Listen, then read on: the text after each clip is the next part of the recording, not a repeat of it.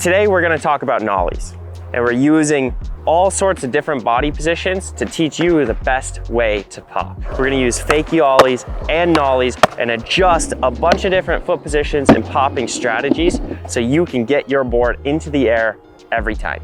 Make sure you like and subscribe, and let's get to it.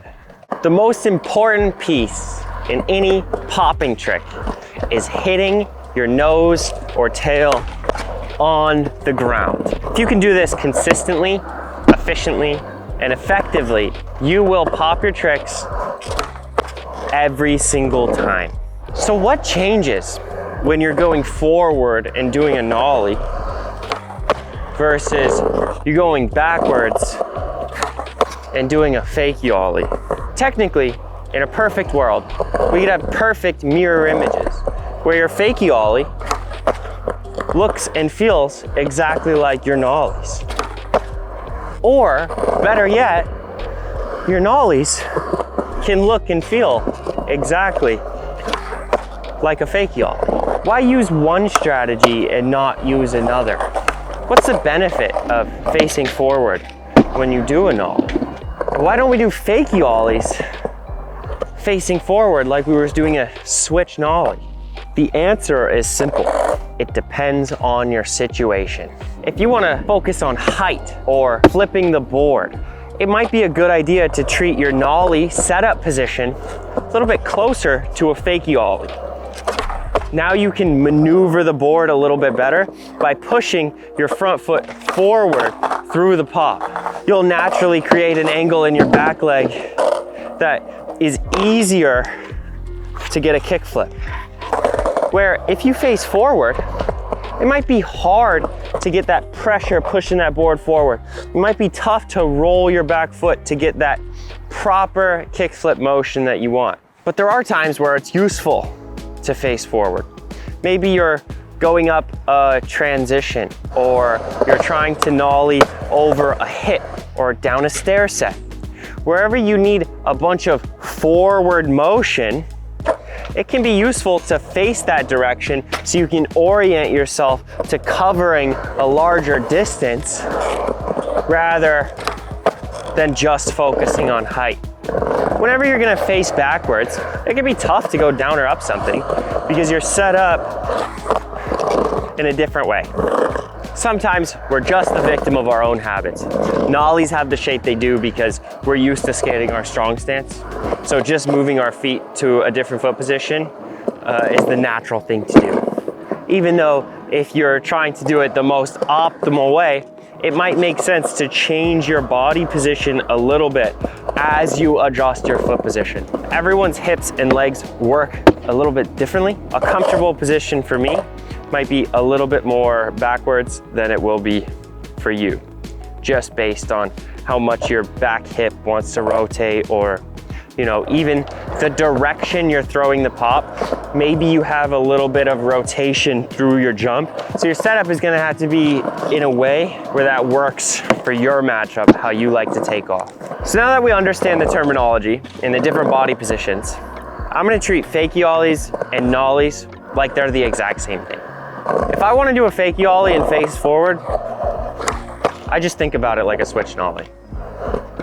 Or the opposite would be like a switch fakie ollie. Yes, that's just the nollie, but it's helpful to think about it like this, and it makes the tutorial more seamless. When you're facing forward, the direction that you're popping, you're gonna have to make a big effort to use the muscles on the front of your leg to pull your leg forward, to create this pushing motion, to get the nose into the air.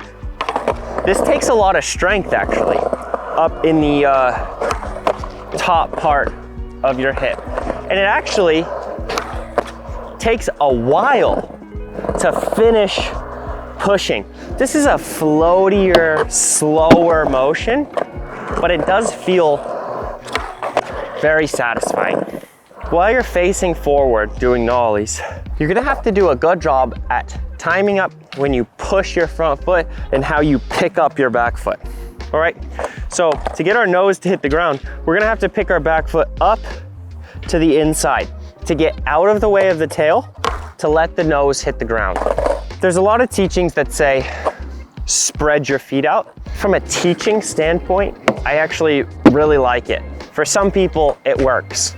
If it's as simple enough to just go, oh, I stand in a nollie, and then I spread my feet out as I jump. Don't overthink it, just roll with it. Go have a day, do nollies all over the place. What's really happening though, is you are pushing on your front foot to push the board forward. Then you're picking your back foot up high enough and then pushing on the tail at the top to flatten it out, right? Kind of takes this shape. The reason spreading your feet out works is because that energy goes this way and then your back foot goes backwards. If you do it wrong, which there are plenty of ways to do it wrong, you'll get stuck very quickly, not being able to hit your nose on the ground. If that's your problem, you're gonna have to really drill the mechanics of the pop, being able to jump and get that foot out of the way so you can firm the nose on the ground, then have a day. Then spread your feet apart, I don't care. It's the same in both directions. So instead of thinking about it like a nollie, let's think about it as if it were a fakie ollie. If I do a switch fakie ollie, that's gonna change my position at the top and that's gonna change the position as I come down for landing. And it's also, drum roll please, gonna change the way we pop. If you just look at the relationship between your knee and your ankle, while you're facing forward, your knee will sit directly over your ankle, or at least very close to it. As you turn backwards, your knee will have an easier time sitting on the inside of your ankle, meaning you have a natural ability to push backwards as you pop. And you also have this natural tendency for your leg to roll inside. This is a really nice feeling because you can cup the inside of your heel or the arch of your shoe up against the grip tape on the way up into the air. I'm sure you've seen this on a lot of very stylish ollies. We are cupping the grip tape with the inside of the back foot. It's a very comforting feeling, and it also lends itself to the body position where both feet are back on this side, giving you a lot of room to maneuver the board at the top. Okay, everybody loves to feel the board against the side of their shoes because it gives you a lot of feedback. That's a great thing to aim for. So as I practice more, I find myself working harder and harder to develop my switch fakie stance because every time I focus on it, my nollies get better. Even if I spend a couple hours or whatever skating in this switch fakie stance, then I let it all go and I go to do a regular nollie. Elements of switch fakie start showing up in my nollies and I get a better feel for how to get the board in the air and how to maneuver it, especially when you want to start rotating frontside. I urge you to develop all 6 pops, which breaks down into regular ollie, switch ollie, nollie, fakie ollie, and then the sneaky ones, which are the switch fakie ollie and the switch nollie. The truth is, elements of each of those pops will only help the other ones.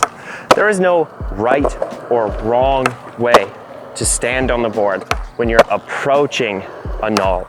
But there are plenty of tools that you can use that will undoubtedly make your nollies better. Now that you can nollie over the moon, make sure you click on our next video to see what we have in store for you guys.